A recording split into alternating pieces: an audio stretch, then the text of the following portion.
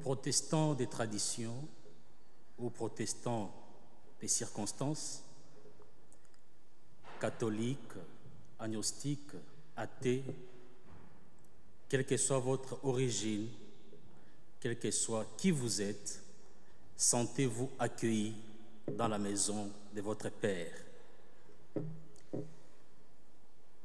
Bien-aimés frères et sœurs, que la grâce et la paix nous soient données en abondance de la part de notre Dieu, Père de notre Seigneur Jésus-Christ, notre frère. Alors, réjouissons-nous de cette grâce qui nous permet de faire communauté et de pouvoir vivre cette paix qui nous est offerte dans la communion de l'Esprit Saint. Je vous invite à exprimer cette grâce avec ces paroles. Il est bon de célébrer notre Dieu par son Fils Jésus-Christ, notre frère, parce que lorsque nous attendions un surhomme, Dieu nous a donné un petit enfant. Alors que nous attendions un justicier, il nous a donné une victime. Nous attendions un chef, il nous a donné un frère, notre aîné. Seigneur, notre Dieu, nul n'est comme toi. Ton amour inconditionnel est sans pareil. Alors, heureux le peuple qui saura t'acclamer, car tous les jours, il se réjouira. Que ces cultes soient signes et témoignages de ton amour et du salut que tu nous donnes. Amen.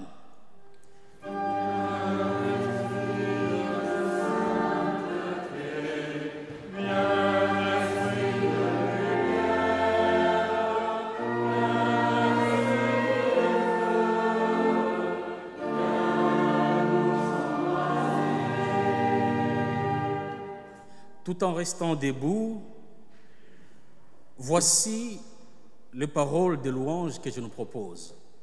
Nous allons les faire ensemble. Lorsque je vais lire la première ligne, vous allez lire la deuxième ligne qui est en gras. Ce sont les paroles de louange de la Fondation John Bost. On peut y aller. Quand je vois Jésus, je vois un ami. Quand je vois Jésus, je vois un enseignant, un bon maître.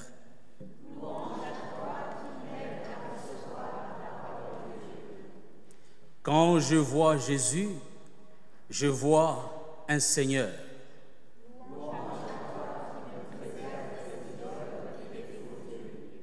Quand je vois Jésus, je vois un frère.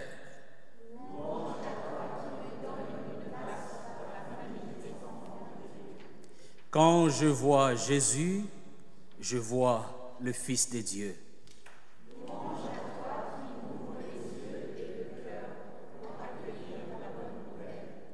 Amen.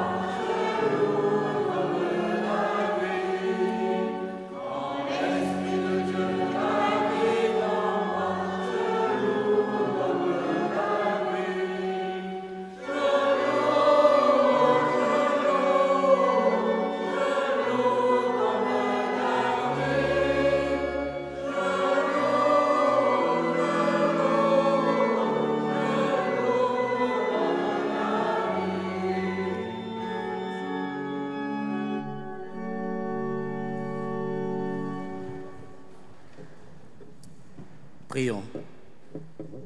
Seigneur notre Dieu, délivre-nous de l'égoïsme lorsque nous posons des actes. Délivre-nous de notre indifférence face à la souffrance du monde et de notre ingratitude à ton égard, comme de toujours attendre tes services au lieu d'être à ton service. Seigneur, délivre-nous de toute vanité comme de tout découragement.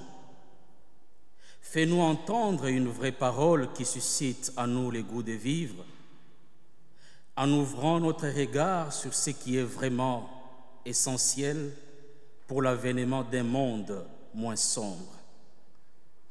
Pardonne-nous d'oublier que notre vrai bonheur est de t'aimer et de te servir. Nous demandons humblement ton pardon, qu'il soit notre force, notre joie, notre paix. Nous te le demandons au nom de Jésus-Christ. Amen. Ayant l'assurance de son pardon, Dieu qui est amour nous accorde ses pardons et il donne de la force à ceux qui sont fatigués. Par Jésus-Christ, notre péché est pardonné et notre vigueur est augmentée alors que nous étions au bout des ressources. Par l'Esprit Saint, une vie nouvelle nous est accordée.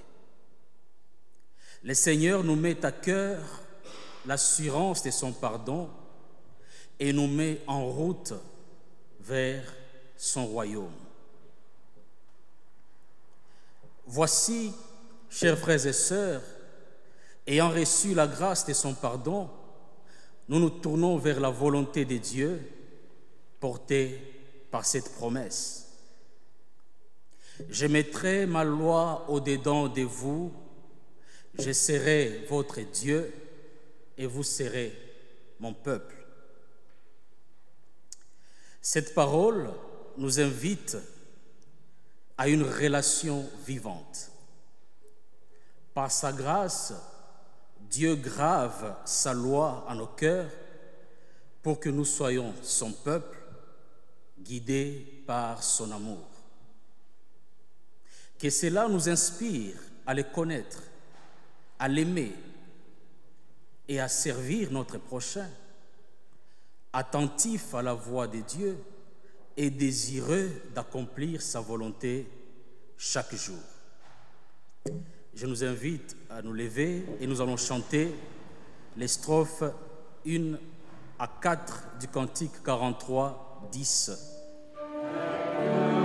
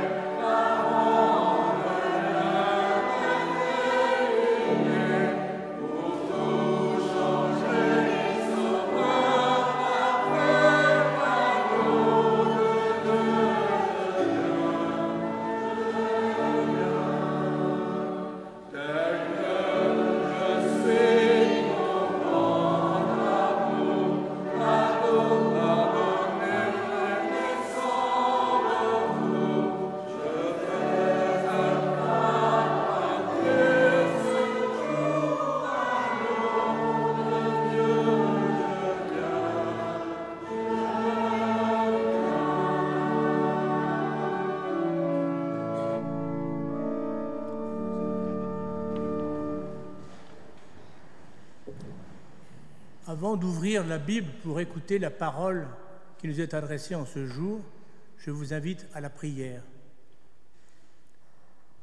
Seigneur notre Dieu, plein de grâce et de paix, nous nous rassemblons devant toi avec des cœurs ouverts, prêts à recevoir ta parole vivante et vivifiante.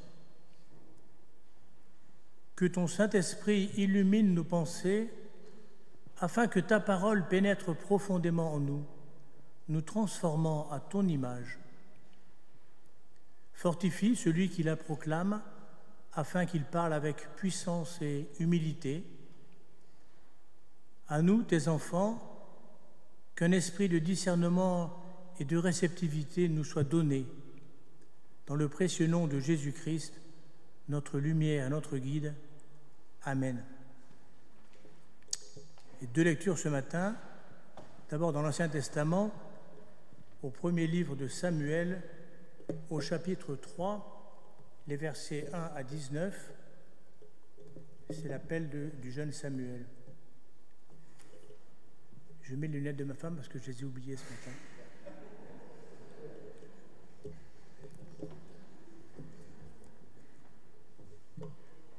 Quant au jeune Samuel, il servait le Seigneur sous la surveillance d'Élie. En ce temps-là, il était rare que le Seigneur parle directement à un homme qui lui accorde une vision. Une nuit, le prêtre Élie, qui était devenu presque aveugle, dormait à sa place habituelle. Samuel aussi dormait. Il était dans le temple du Seigneur, près du coffre sacré. Avant l'aube, alors que la lampe du sanctuaire brûlait encore, le Seigneur appela Samuel. Celui-ci répondit « Oui, maître ». Puis il accourut auprès d'Élie et lui dit « Tu m'as appelé ? Me voici. »« Je ne t'ai pas appelé, dit Élie. Retourne te coucher. » Samuel alla se recoucher. Une seconde fois, le Seigneur appela « Samuel ». L'enfant se leva et vint dire à Élie « Tu m'as appelé, me voici. »« Non, mon enfant, répondit Élie, je ne t'ai pas appelé, retourne te coucher. » Samuel ne connaissait pas encore personnellement le Seigneur, car celui-ci ne lui avait jamais parlé directement jusqu'alors. Pour la troisième fois, le Seigneur appela « Samuel !» Samuel se leva, revint trouver Élie et lui dit « Tu m'as appelé ? Me voici. » Cette fois, Élie comprit que c'était le Seigneur qui appelait l'enfant. Il lui dit alors « Va te recoucher, et si on t'appelle de nouveau, tu répondras « Parle, Seigneur, ton serviteur écoute. » Samuel alla donc se recoucher à sa place.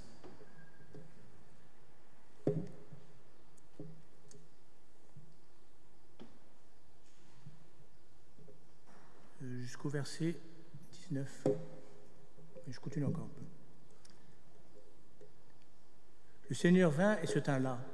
Comme les autres fois, il appela Samuel. « Samuel !» L'enfant répondit, « Parle, ton serviteur écoute. » Le Seigneur déclara à Samuel, « Je vais frapper Israël d'un malheur tel qu'il fera l'effet d'un coup de tonnerre sur ceux qui l'apprendront. Ce jour-là, je réaliserai à l'égard d'Élie et de sa famille tous les malheurs dont je les ai menacés, sans rien négliger. Je l'ai averti que je condamnais sa famille pour toujours. En effet, ses fils ont péché en me traitant avec mépris. Et lui qui savait cela, il les a laissés faire. C'est pourquoi j'ai juré à la famille d'Élie que ni sacrifice ni offrande ne pourront jamais faire oublier son péché. » Samuel resta couché jusqu'au matin. Puis il alla ouvrir les portes du sanctuaire. Il craignait de raconter sa vision à Élie, mais Élie l'appela « Samuel, mon enfant. »« Oui, maître. »« Que t'a dit le Seigneur ?» demanda Élie. « Ne me cache rien. Si tu me caches un seul mot de ce que Dieu t'a dit, je veux qu'il t'inflige la plus terrible des punitions. » Alors Samuel lui raconta tout, sans rien cacher. Élie déclara « Il est le Seigneur, qu'il fasse ce qu'il juge bon. » Et dans le Nouveau Testament, dans le livre des Actes, au chapitre 22, les versets 6 à 10, c'est Paul qui raconte sa conversion. J'étais en route et j'approchais de Damas quand tout à coup, vers midi, une grande lumière qui venait du ciel brilla autour de moi. Je suis tombé à terre et j'ai entendu une voix qui me disait « Saul, Saul, pourquoi me persécutes-tu » J'ai demandé « Qui es-tu, Seigneur » La voix a répondu « Je suis Jésus de Nazareth que tu persécutes. » Mes compagnons ont vu la lumière, mais ils n'ont pas entendu la voix de celui qui me parlait. J'ai demandé alors « Que dois-je faire, Seigneur ?» Et le Seigneur m'a dit « Relève-toi, va à Damas, et là on te dira tout ce que Dieu t'ordonne de faire. »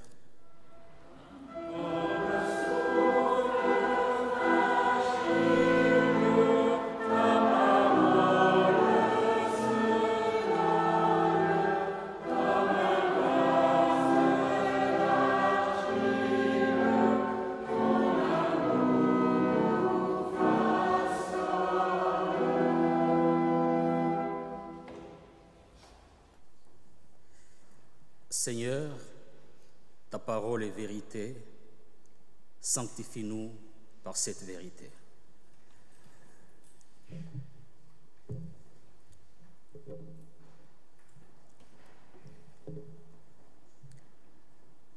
Chers frères et sœurs, nous nous retrouvons ce matin autour de cette table du Seigneur, ces lieux où le pain et le vin, mais aussi les jus de raisin, nous rappellent l'alliance, la grâce infinie manifestée en Jésus-Christ. C'est un moment privilégié où nous sommes invités à reconnaître la présence active de Dieu au milieu de nous. Et c'est précisément de la présence de Dieu et de la manière dont il nous parle que nous allons méditer à travers ces deux textes. Notre prédication est structurée en 3 points. Une présentation du sens, une possibilité d'ouverture et quel est le sens de ces textes aujourd'hui, en 2025, dans ces temples à Grenoble. Pour commencer, je nous propose un voyage dans ces textes où nous allons nous laisser embarquer pour arriver à une destination que chacun va découvrir. Notre texte de 1 Samuel 3 s'ouvre avec une phrase très saisissante. La parole de Dieu était rare en ces temps-là et les visions n'étaient pas fréquentes. Imaginez, frères et sœurs, un temps où le silence de Dieu semblait peser. Ce n'était pas que Dieu était devenu muet, mais juste la clarté de sa révélation était diminuée. Le peuple et même les responsables religieux, comme Élie, semblaient avoir perdu cette capacité à entendre distinctement la voix de Dieu. Il fait presque nuit dans les sanctuaires des Silo. La lampe de Dieu n'est pas encore éteinte. Et on peut apercevoir sur les murs les ombres des petites flammes du chandelier.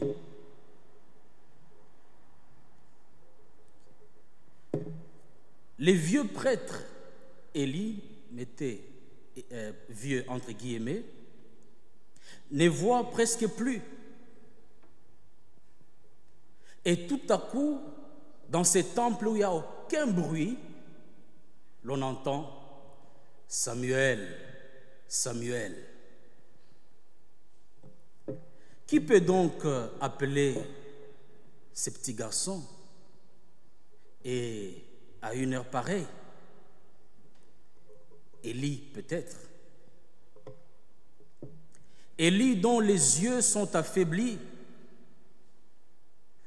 La nuit intérieure a envahi sa pauvre vie de prêtre usé, mettez usé entre guillemets, des pères faibles.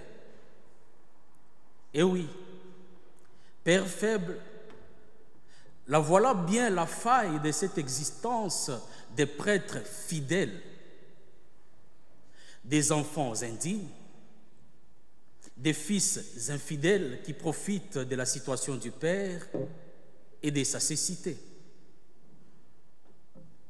et qui, au moment des sacrifices, s'emparent des meilleurs morceaux, offensant Dieu et exploitant leurs semblables, sans compter leur débauche avec les femmes à l'entrée des temples.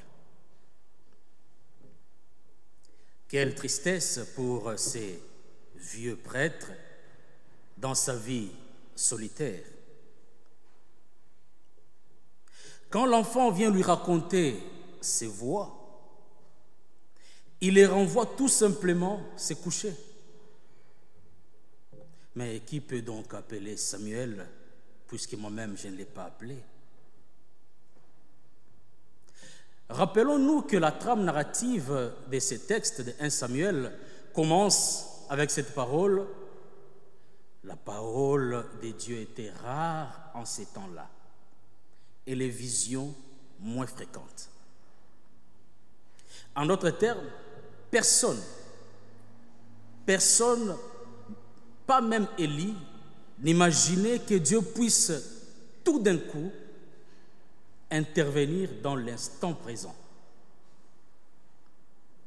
dire quelque chose ou même faire arriver quelque chose. Une question au passage: y aurait-il des moments où Dieu parle et des moments où il ne parle pas? Ou y a-t-il des moments où les hommes n'entendent rien et des moments où ils entendent? Que ce soit la surdité des humains ou la discrétion de Dieu, le texte dit quelque chose de fondamental. C'est au moment où sa parole est la plus rare que soudain elle peut retentir de la manière la plus inattendue. C'est dans ce contexte de rareté que Dieu choisit de parler à un enfant entre guillemets, Samuel. Cet enfant qui ne les connaît pas encore vraiment. 3 fois le Seigneur appelle Samuel et 3 fois Samuel court vers Élie pensant que c'est lui qui l'appelle. Il y a quelque chose de touchant dans cette confusion. Samuel est bien présent, il répond, mais il n'a pas encore l'expérience pour identifier la voix qui l'appelle. Samuel, Samuel. C'est Élie le vieux, malgré ses propres manquements, qui discerne l'origine de l'appel et qui conseille le petit Samuel. Va te recoucher. Si l'on t'appelle, tu diras, parle Seigneur, car ton serviteur écoute. Ceci ne rappelle-t-il pas la théologie réformée, notre théologie? L'initiative vient toujours de Dieu, toujours. C'est la grâce qui ouvre le chemin. Samuel n'a pas mérité. Il n'était pas le plus sage, ni le plus pieux, mais un simple enfant. Dieu, dans sa souveraine liberté, choisit de se révéler à lui. C'est un acte de pure grâce, de son amour inconditionnel. Il nous appelle non pas parce que nous sommes dignes, mais parce qu'il est Dieu et qu'il veut entrer en relation avec nous. Mais l'appel de la grâce n'annule pas notre responsabilité. Et Élie en donne la clé à Samuel. Parle, Seigneur, car ton serviteur écoute. Ce n'est pas juste un mot de passe, mais c'est une attitude de cœur. C'est une disposition à l'écoute. Samuel obéit et sa réponse n'est pas passive, mais active. C'est une décision de se mettre à l'écoute. Voici le petit Samuel debout devant la voix qui lui parle. La parole qui était rare devient présente, c'est fait, présente et précise pour cet enfant. Mais qui est cet enfant? C'est cet enfant venu tard, au moment où il n'y avait pas encore de procréation assistée. Rappelez-vous d'Anne, cette pauvre Anne, sans enfant, sans descendance, et qui pleurait devant le Seigneur. Seigneur, accorde-moi un enfant et je te le rendrai. J'imagine s'il y avait un témoin qui aurait écouté la prière d'Anne pour lui dire: ma chère Anne, est-ce prudent de ta part de faire une telle prière? As-tu bien conscience que le Seigneur, qui ne parle pas à la légère, prend au sérieux toutes nos paroles? Et plus tard, Anne va dire: je le sais. Car une fois que Samuel a été capable de se débrouiller tout seul dans la vie, le voilà, je l'ai donné au Seigneur. Il est au temple, il vit avec Élie, il est ses bras, il est ses yeux, il est ses jambes. Et voilà, au rendez-vous de cette nuit mystérieuse, il va devenir le fils, le vrai fils d'Élie. Il va devenir son héritier, son successeur, le prophète, le porte-parole du Seigneur. Oui, mais que va-t-il entendre ce pauvre Samuel? Une parole directe. La première parole que le Seigneur confie au jeune Samuel, c'est tout simplement: vois-tu les fils d'Élie, ces malhonnêtes, ces voleurs de la grâce? Je les balaye d'un revers de la main. Et pour bien montrer que je suis très sérieux, 2 d'entre eux vont mourir le même jour. Et comme si cela ne suffisait pas, le Seigneur ajoute: je retire définitivement de la maison d'Élie toute responsabilité dans mon service et dans mon peuple. Il est vrai que Dieu n'ajoute pas tout de suite, mais ça viendra petit à petit. Cette responsabilité, c'est sur toi, petit Samuel, que je la transfère. On peut bien se demander, est-ce que Samuel a pu dormir cette nuit-là? Et Élie, a-t-il vraiment dormi? Je ne sais pas. Mais une chose est sûre, aux premières lueurs de l'aube, qu'est-ce que l'on entend? Samuel, Samuel. Et cette fois-là, pas besoin de se tromper, c'est bien Élie qui appelle. On peut imaginer Samuel vacillant après cette nuit agitée. C'est vrai qu'il se lève pour faire sa tâche habituelle d'ouvrir la fenêtre. Mais d'un coup, tout à coup, on voit venir les vieux prêtres penchés. et l'enfant devant lui. Quelle belle scène. Si Samuel a appris quelque chose d'Élie, c'est qu'il ne faut jamais dissimuler la parole du Seigneur. Alors c'est le moment de vérité. Et Samuel ne dissimule pas la parole du Seigneur. Il dit tout.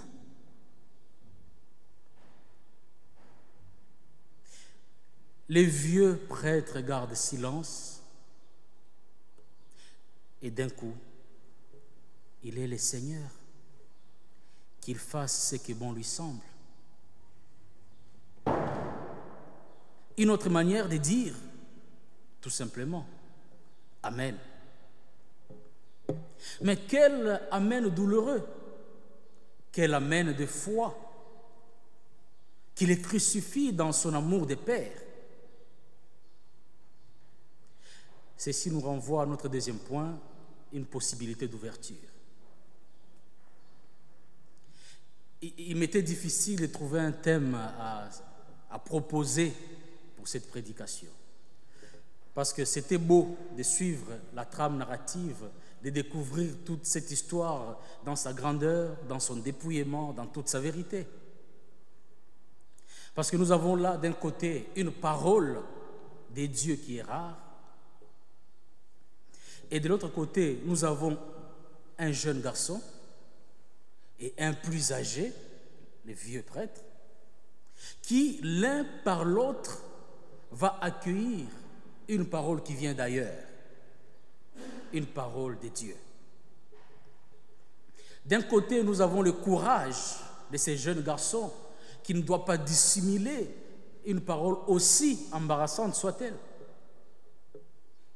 Et de l'autre, il y a le vieux prêtre qui a aussi le courage de recevoir dans la foi cette parole, même si elle fait mal.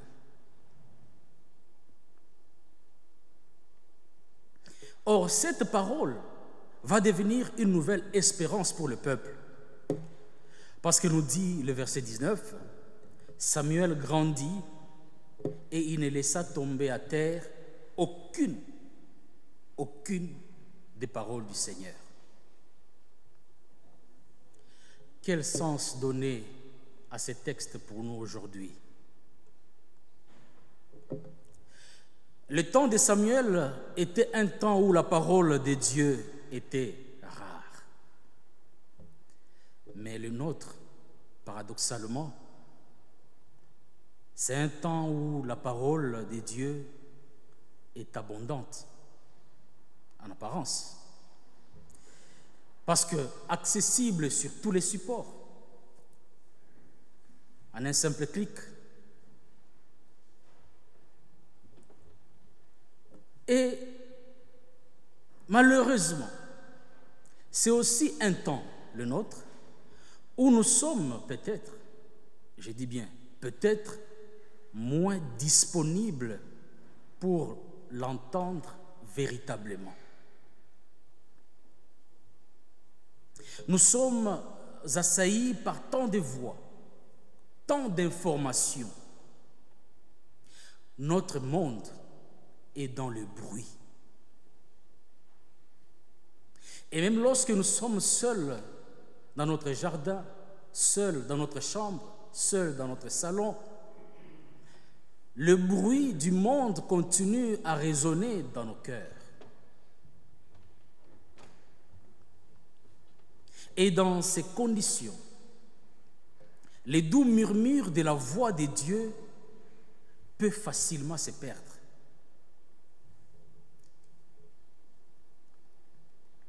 Que faire?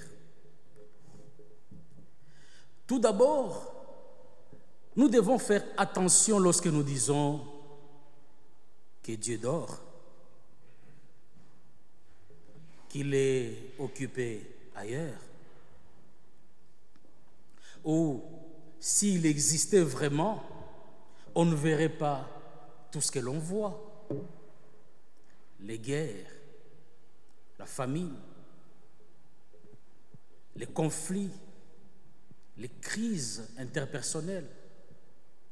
Et que sais-je encore? En fait, quand la parole de Dieu devient rare, c'est précisément le moment où elle peut surgir de manière la plus inattendue. D'autre part, il n'est pas d'âge pour servir le Seigneur. Il n'y a pas d'âge pour ça. Son messager peut être celui auquel on pense le moins. Et enfin, l'attitude du plus âgé, du plus expérimenté, Élie, est louable. Lui, le prêtre, c'est-à-dire le spécialiste de la relation entre Dieu et les hommes, il ne se place pas entre Samuel et Dieu. Il respecte et l'enfant et la parole du Seigneur. Tu diras, parle. Et lui, l'homme de Dieu, c'est de l'enfant qu'il entendra et accueillera cette parole. Mais plus encore, la parole qu'il reçoit est une parole dure, une parole qui les met en question, à peu près comme l'Évangile, qui n'est pas là pour nous caresser dans le sens du poil.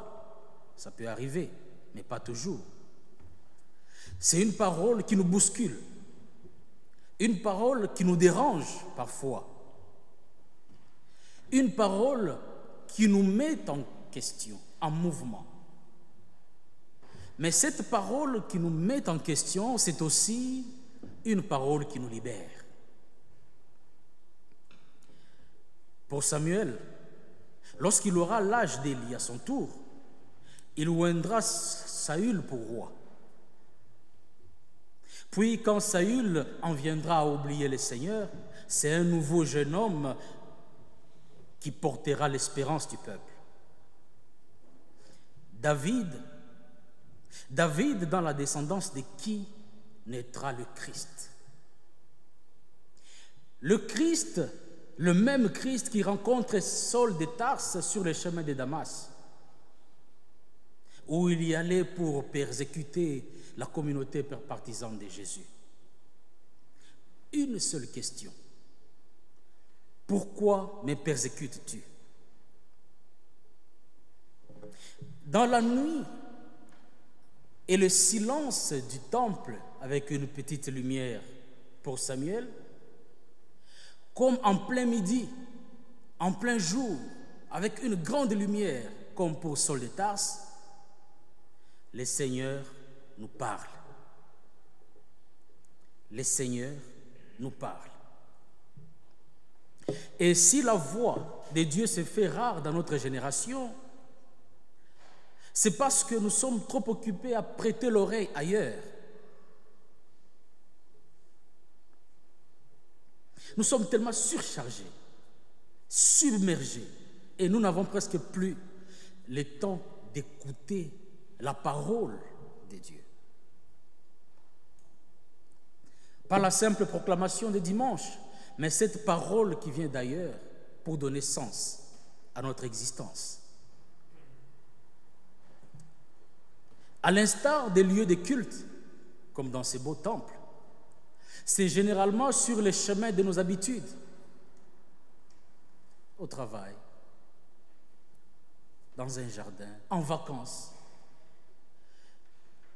Lorsque nous faisons ce qu'il y a de mieux pour nous, ce que nous estimons être le mieux pour nous et qui nous donne sens, c'est souvent sur ces chemins-là qu'une lumière, petite ou grande, c'est sur ces chemins-là que surgit la parole de Dieu. Et face à cette parole, demandons juste, que dois-je faire, Seigneur? Amen.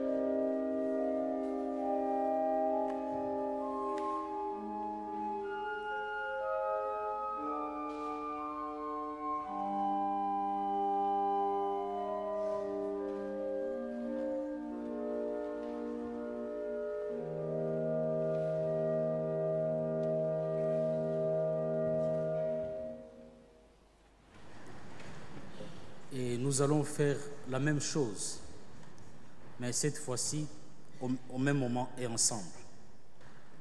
Nous allons prononcer des paroles pour dire notre confiance en Dieu, appelée confession de foi. Frères et sœurs, dans les tumultes de nos vies et le silence de notre quotidien, le Seigneur continue de nous parler. Écoutons sa voix et disons-lui notre confiance. Nous croyons en Dieu le Père qui ne cesse de parler à l'humanité. Il est le Dieu souverain qui initie le dialogue, même quand nos oreilles sont fermées et nos cœurs hésitants.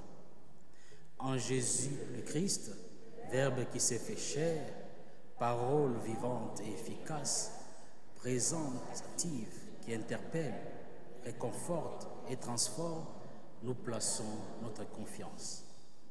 Par l'Esprit, nous nous engageons à ouvrir nos vies à la sainte volonté de Dieu, à lui faire confiance, même quand le chemin n'est pas clair et les tâches ardues.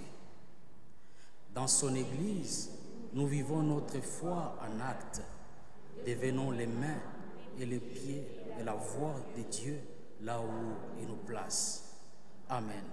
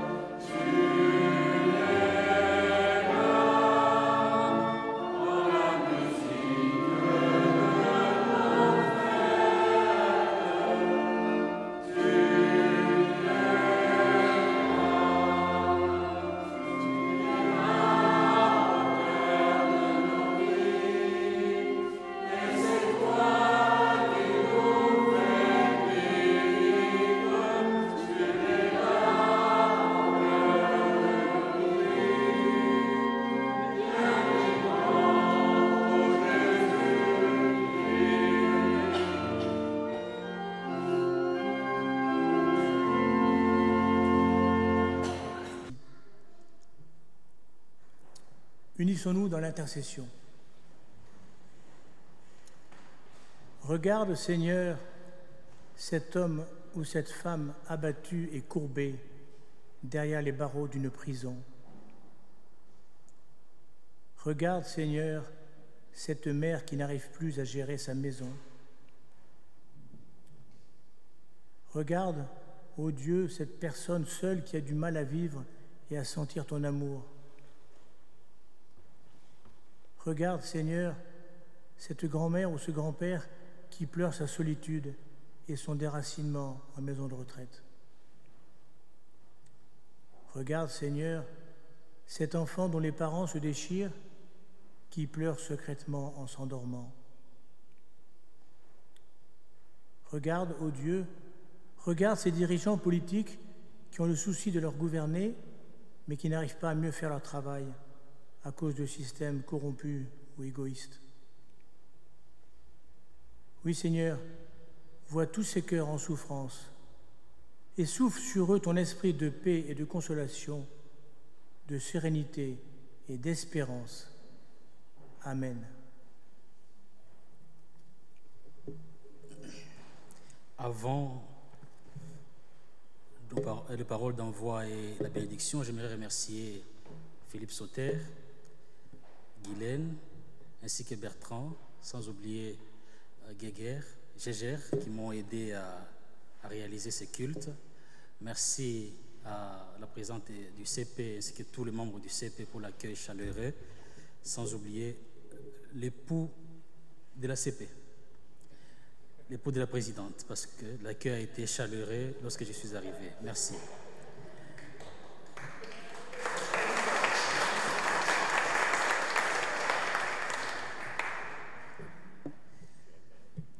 Chers frères et sœurs, ce matin, comme Saül sur les chemins de Damas, nous avons été invités à écouter la voix de Dieu. Une question directe. Saul, pourquoi me persécutes-tu? Et une réponse qui change tout. Que dois-je faire, Seigneur? Cette question, c'est la nôtre. Dieu nous parle par sa grâce et nous appelle à une écoute active qui mène à l'action. Le Christ s'est donné pour nous à cette table et maintenant il nous envoie. Aller dans le monde, rester attentif à la voix du Christ qui peut vous interpeller dans les moments inattendus. Posez-lui la question, que dois-je faire, Seigneur? Et sachez qu'il vous guidera. Que la grâce de notre Seigneur Jésus-Christ, qui nous appelle encore aujourd'hui, que l'amour de Dieu, le Père, qui suscite toute rencontre et toute vocation, et que la lumière du Saint-Esprit qui ouvre nos cœurs et nos oreilles à la parole et nous guide sur les chemins, soit avec vous tous, maintenant et à jamais. Amen.